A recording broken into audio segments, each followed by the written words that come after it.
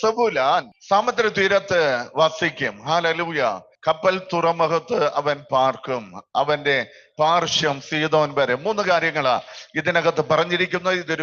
ഒരു പ്രൊഫറ്റിക് റെലമാണ്. ഇതൊരു വാഗ്ദത്തമാണ്. വാഗ്ദത്തം. ഹല്ലേലൂയ. യാക്കോബ് മരിക്കുന്നതിന് മുമ്പേ തന്റെ മക്കളെല്ലാം വിളിച്ചിട്ട് അവരെ കുറിച്ച് പ്രവചിക്കുകയാണ്. കാറ് കിട്ടുമെന്നല്ല പറഞ്ഞ്. ഹല്ലേലൂയ. അവരുടെ ഭാവി എന്തായി തീരുമെന്ന്. ഒരിക്കലും ഒരു പ്രവചനത്തെ കളിയാക്കി കളയരുത്. ഈ കടം ഭയങ്കരമായി വന്ന സമയത്ത് ഞാൻ ഒരു ദിവസം 3-4 പ്രവാചകന്മാരുടെ അടുക്കൽ പോകുമായിരുന്നു. കാര്യം എന്ന് പറഞ്ഞാൽ ഇനി നാളെ എന്തായി തീരും, വലിയ ബിസിനസ് വരുമോ എന്ന് ഇതെല്ലാം. ഞാൻ ഈ മൊബൈൽ ഫോൺ ഓഫീസ് ഞങ്ങൾക്ക് ട്രിവാൻഡ്രത്തുണ്ടായിരുന്നു.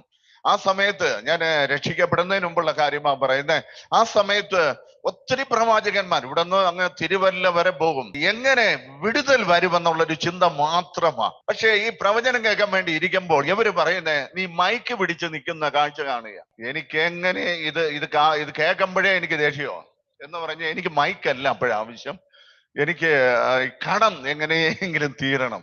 അത് ശരിയല്ല എന്ന് ചിന്തിച്ചെങ്കിൽ ഒരു കാലത്ത് ദൈവാത്മാവ് ഇറങ്ങി വന്നപ്പോൾ എനിക്ക് മനസ്സിലായി, ഹല്ലേലൂയ, ഞാൻ ആഗ്രഹിക്കുന്ന പദ്ധതി അല്ല. ദൈവത്തിന്റെ ആഗ്രഹങ്ങൾ അത് ഡിഫറെന്റ് ആണ്.